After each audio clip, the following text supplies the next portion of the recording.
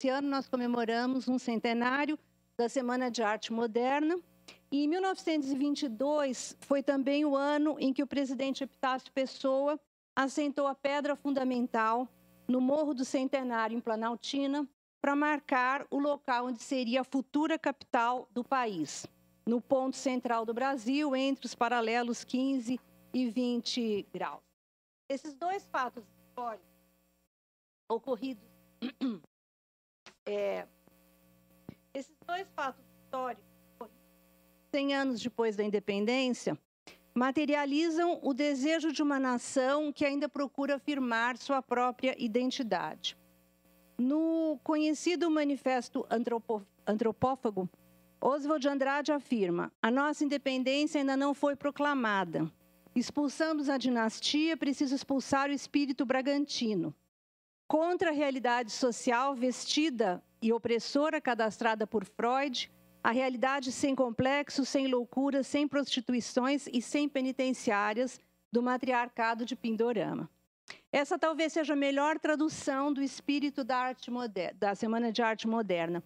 Foi um evento que reuniu artistas e intelectuais cansados de reproduzir ideias e linguagens gestadas no estrangeiro e que buscavam construir uma forma particular de expressão que refletisse o caráter do nosso povo. A Semana de Arte Moderna materializa, portanto, o desejo coletivo de construir novas formas de pensar, de produzir arte, de compreender o Brasil, a partir de todas as suas regiões e de suas realidades contraditórias. Cerca de 4 décadas depois, nasce Brasília, também fruto de um projeto de construção da identidade nacional e campo de experimentação das mais diversas. James Holston, que escreveu sobre a nossa capital, diz que o que caracteriza a cidade, segundo nós próprios, os candangos, é a sua invocação para romper com o passado, para ousar imaginar um futuro diferente, para abraçar o moderno como um campo para experimento e risco. O que os levou a criar uma cidade de tantos modos inovadoras. Basta nós lembrarmos da proposta inovadora de ensino superior, representada pela Universidade de Brasília, nas primeiras décadas de 60. Brasília é a única capital federal da América Latina que não está estabelecida sobre um assentamento colonial pré-existente, como lembra o antropólogo Gustavo Lins Ribeiro. E ela já nasce com a intenção de dizer ao mundo: nós somos modernos e diferentes. Essa é a Brasília modernista, celebrada mundialmente com suas largas rodovias, seus enormes espaços bucólicos, seus edifícios de concreto sobre grandes vãos livres e seu horizonte visível. Do outro lado, existe uma Brasília que constitui o centro de uma região metropolitana cercada por cidades satélites. Essa Brasília, longe de ser um modelo idealizado de arquitetura modernista, é onde vivem moradores de todas as regiões do país que vieram para cá e construíram um sincretismo cultural e religioso em um verdadeiro movimento antropofágico pregado pela Semana de Arte Moderna. A Brasília Real é uma cidade projetada para 500 mil de pessoas, mas que abriga hoje mais de 3 milhões de habitantes. Uma metrópole regional que enfrenta todos os problemas vividos pelas demais metrópoles, em um cenário de segregação social dos mais gritantes do país. Essas duas visões de Brasília são o pano de fundo de muitos debates relacionados à preservação do patrimônio cultural da cidade. Como esse evento nos desafiou a lançar um olhar crítico à proteção do patrimônio cultural, eu vou trazer algumas questões que são discutidas nesses debates, né? De início, só para rememorar, eu vou passar essa parte mais rapidamente, que o Dr. Dênio já falou sobre a previsão constitucional, né, da proteção do patrimônio. Só para rememorar, o Constituinte de 88 considera como valor cultural de primeira grandeza a diversidade étnica e regional. Então, houve uma mudança no conceito de proteção do patrimônio cultural com a Constituição, porque, à luz do decreto 2537, que norteava a proteção do patrimônio anteriormente, os critérios para a seleção de um bem eram a sua excepcionalidade do ponto de vista estético e o seu enquadramento em uma tipologia arquitetônica específica, naquele caso, o barroco. A partir da Constituição de 88, o critério de preservação passa a ser, ao lado da singularidade do bem e da qualidade estética, a importância na preservação da identidade e memória dos diferentes grupos sociais. Aqui no artigo 216, nós temos a definição dos bens de patrimônio imateriais, materiais e imateriais. O doutor Dênio também já falou muito bem sobre essa diferença, né? E é importante a gente compreender que, do ponto de vista, essa diferença é importante do ponto de vista operacional. Mas, do ponto de vista analítico ou metodológico, nós não podemos falar de bens materiais sem falar de bens imateriais, né? Porque os bens imateriais, eles se manifestam por meio de suportes físicos, né? São os bens tangíveis. E eu estou colocando isso para explicar por que eu vou falar sobre o conjunto urbanístico de Brasília, que é um conjunto tombado, um sítio ou local que é um patrimônio material. Mas o que eu pretendo trazer para reflexão é o fato de que nós estamos preservando uma determinada concepção urbanística, né? Quando nós tombamos Brasília, nós preservamos uma concepção modernista de cidade, que é valorizada por duas características, né? A primeira delas é a capacidade da cidade projetada por Lúcio Costa de representar simbolicamente e com perfeição o que se esperava de uma capital moderna na década de 50. Essa foi a justificativa para a escolha do projeto dele, né? Nesse sentido, Brasília simboliza a ideia de progresso, que hoje nós até já ultrapassamos essa ideia, né? Que hoje nós temos a ideia de desenvolvimento, mas naquela época de progresso, de crescimento econômico e de rompimento com o nosso passado colonial, que era aquele característico das cidades litorâneas, né? Eivados de desigualdades, uma tentativa de inserção no cenário mundial a partir da transformação da nossa nação, por meio da industrialização e articulação das diferentes regiões do país. Essa é a primeira característica que justifica o tombamento. A segunda a característica que confere a Brasília sua relevância, é representada pelos atributos conferidos à cidade em função das escalas. Aqui o patrimônio tombado, né? E aqui nós temos a primeira escala monumental, que diz respeito aos monumentos nacionais. Nós temos a escala residencial, que diz respeito às funções do dia a dia, segundo a arquitetura modernista, habitar, trabalhar, circular e cultivar o corpo e o espírito. Terceira escala, a escala gregária, né, prevista para o centro da cidade, local mais densamente utilizado, propício aos encontros, e a escala bucólica, configurada por grandes extensões de área verde, também muito valorizadas pela arquitetura modernista, né, que conferem a Brasília a qualidade de cidade-parque. Então, vejamos como essas duas características se refletem na tutela do patrimônio cultural e material da nossa cidade. Existem incontáveis discussões sobre a forma... Aqui eu trouxe algumas referências bibliográficas sobre as discussões que nós temos, né, da forma como deve ser preservada a cidade. Ao contrário de outros sítios tombados, Brasília é uma cidade viva, com toda a dinamicidade que caracteriza o espaço urbano. James Holston, por exemplo, que eu cito aqui, uma das críticas que ele faz é o fato de que Brasília, e aí quando eu falo Brasília aqui na minha fala, eu estou me referindo ao Distrito Federal, né, incluindo as cidades satélites. Holston diz que o fato de Brasília ser uma das cidades mais desiguais do Brasil, cujos moradores das áreas centrais, leia-se plano piloto e adjacências, têm extraordinários privilégios em relação aos demais moradores, não é fruto exclusivo de acontecimentos posteriores à inauguração de Brasília, mas que ele tem raízes na própria premissa do modelo de arquitetura modernista. E aí Holston nos dá um exemplo. O projeto urbanístico de Brasília, para evitar a reprodução de aglomerados precários, né, os nossos assentamentos, existentes nas periferias das outras capitais, previu um plano piloto insular, separado por uma faixa de 25 quilômetros da periferia. Isso era necessário para destacar a imagem do plano piloto das cidades satélites. Só que para manter essa concepção, e como não havia moradia para os operários, da construção civil, o governo passou a remover, antes mesmo da inauguração da capital, os operários da construção civil para cidades satélites, construídas em áreas distantes e muitas vezes ecologicamente inadequadas.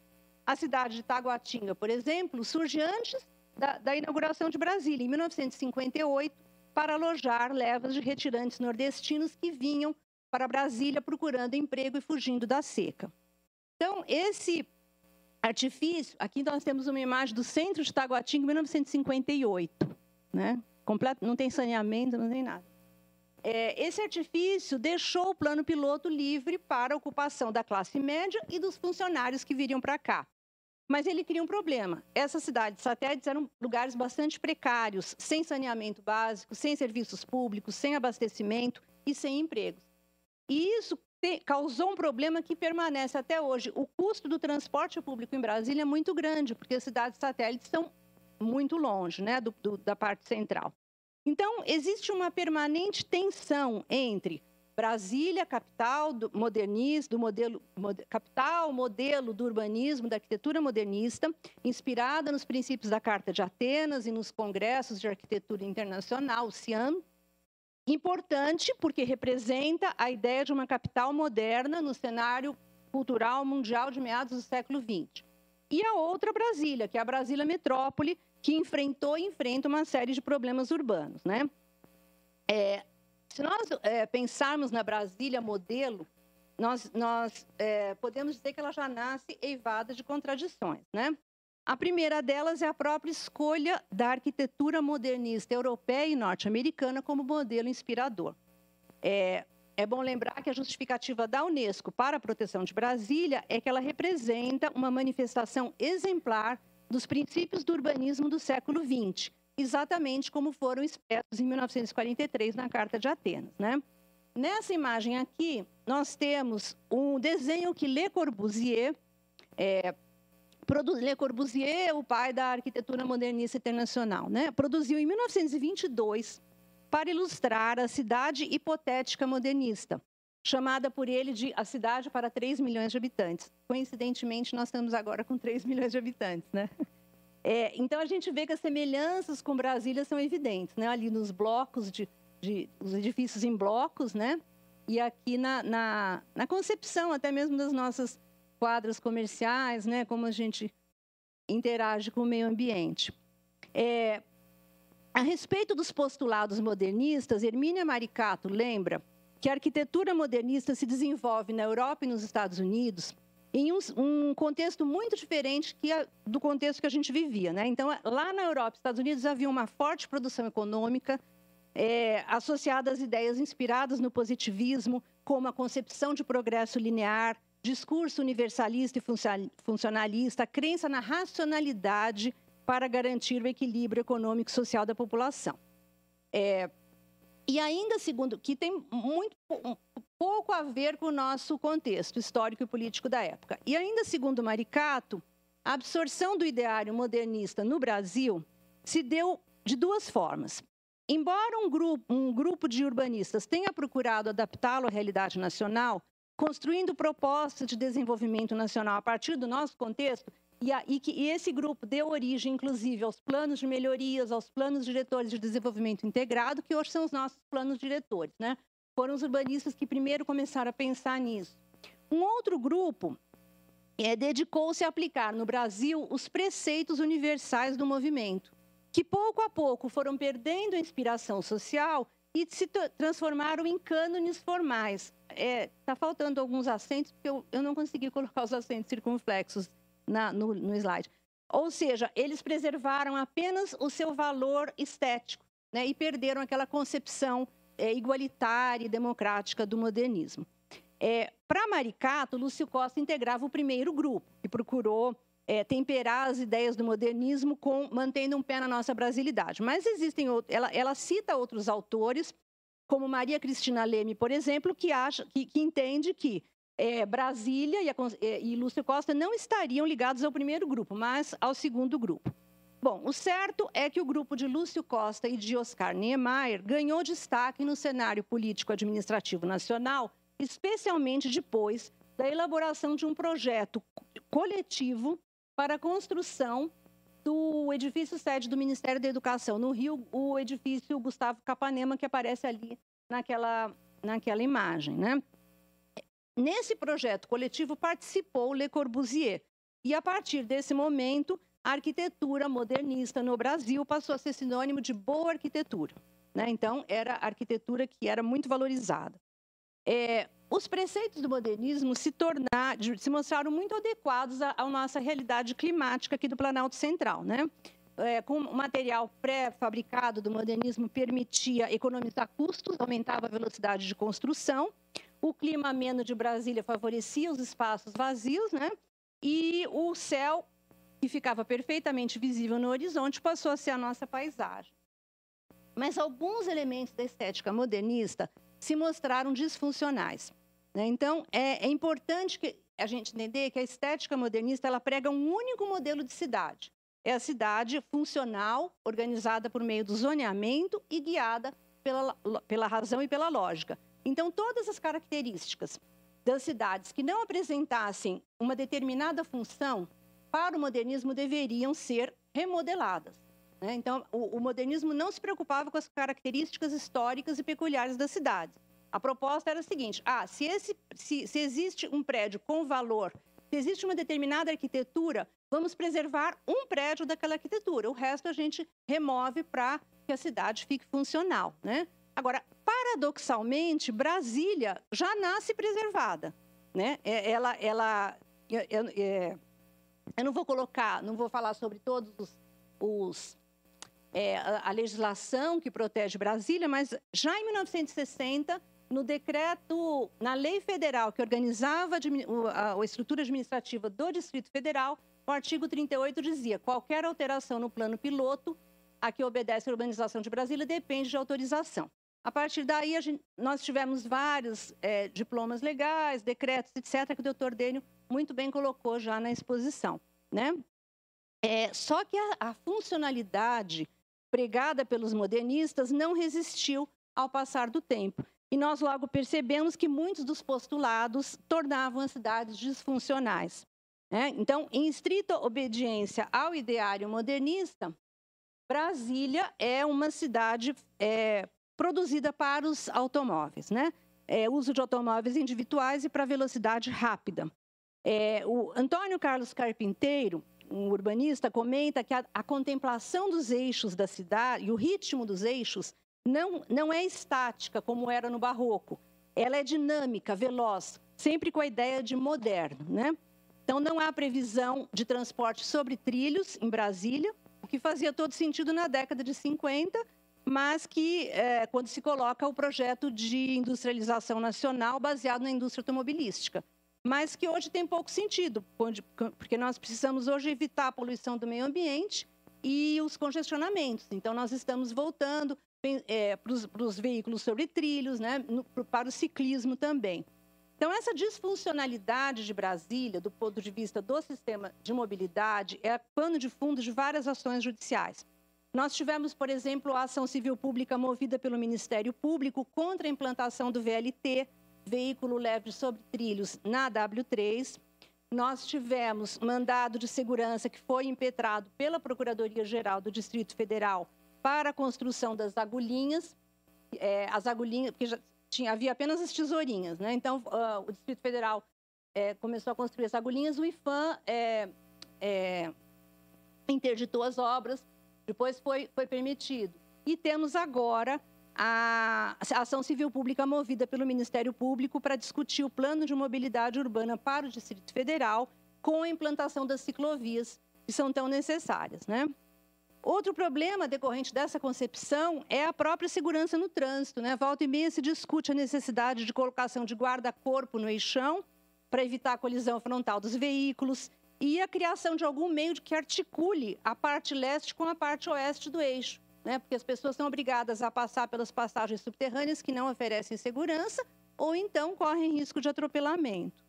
Outra disfuncionalidade verificada pelos urbanistas é a excessiva setorização da cidade, com perda de desperdício de recursos urbanos. Então, nós temos zonas estritamente residenciais que ficam, muitas vezes, subutilizadas no horário de trabalho e temos zonas comerciais e de prestação de serviços que ficam subutilizadas nos horários de descanso, né? Esse problema nós verificamos no setor comercial sul, por exemplo, que fica praticamente abandonado à noite e gera problemas de segurança pública.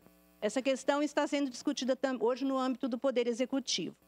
E com relação às 4 escalas previstas por Lúcio Costa, nós temos, em relação à escala cotidiana, nós tivemos as ações, os chamados puxadinhos nas áreas comerciais, que foram movidos pelo Ministério Público a partir da década de 90, foram várias ações. Os edifícios entraram com ações pedindo a autorização para o fechamento dos pilotis, né, com grades e salão de festa.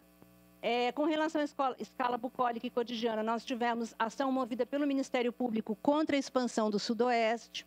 E com relação à escala monumental, ação civil pública também movida pelo Ministério Público contra a ocupação da esplanada por eventos comerciais, né? Porque, segundo o Ministério Público, a esplanada deveria ser ocupada só por eventos festivos ou do calendário oficial ou religiosos, né?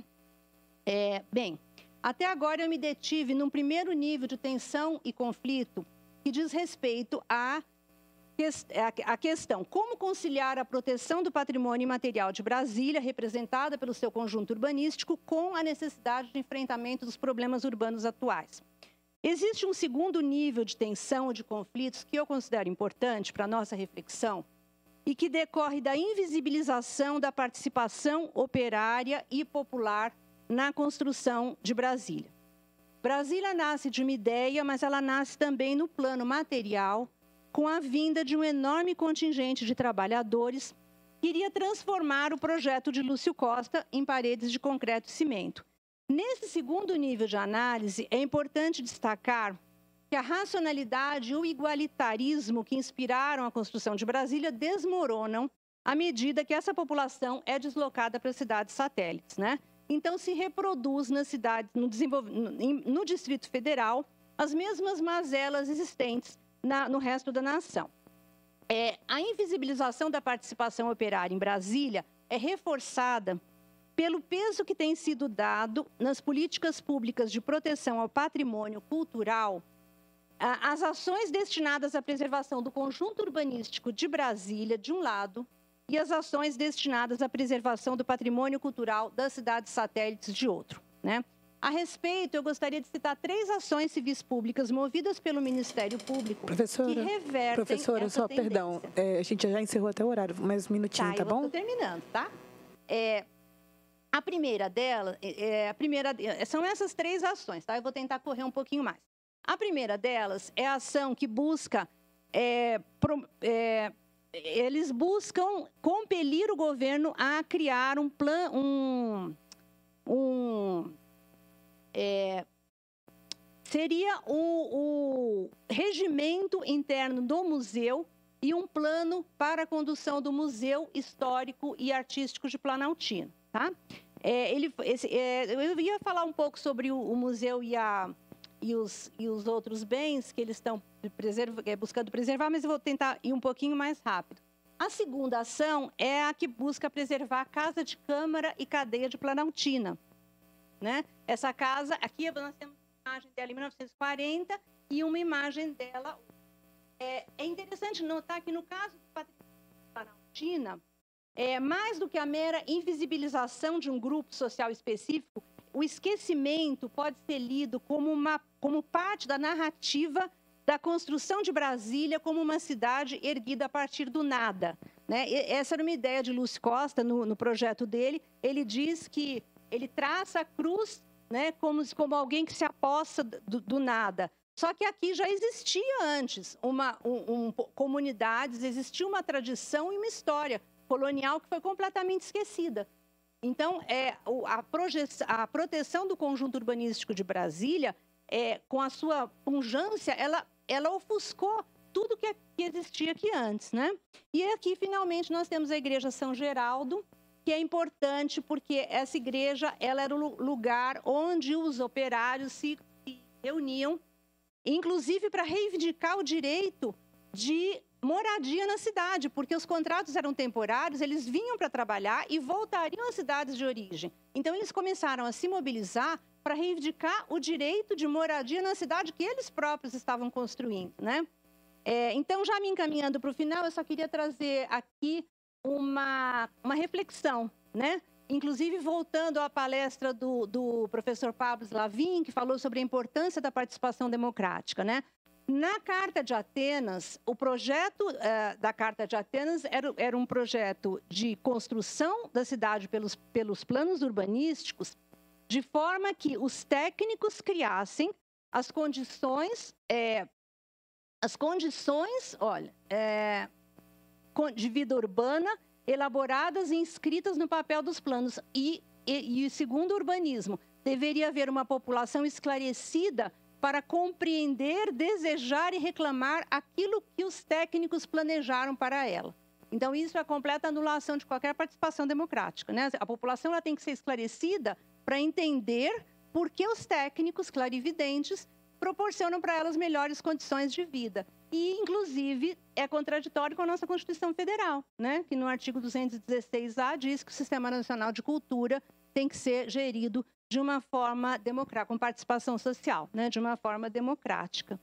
Bem, o desafio que só para encerrar, o desafio que se coloca hoje para a preservação de Brasília é compreender, para além da cidade, modelo, símbolo da arquitetura, o que efetivamente constitui a identidade de Brasília.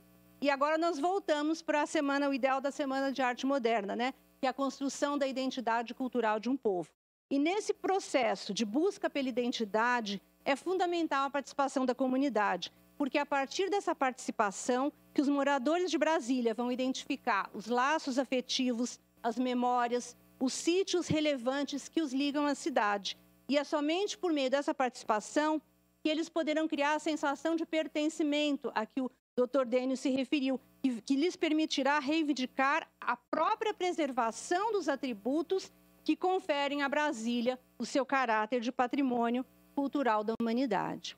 Bom, eu só queria... Essas são as questões que eu gostaria de deixar para reflexão. Agradeço a oportunidade de participar e peço desculpas por ter excedido o tempo. Muito obrigada.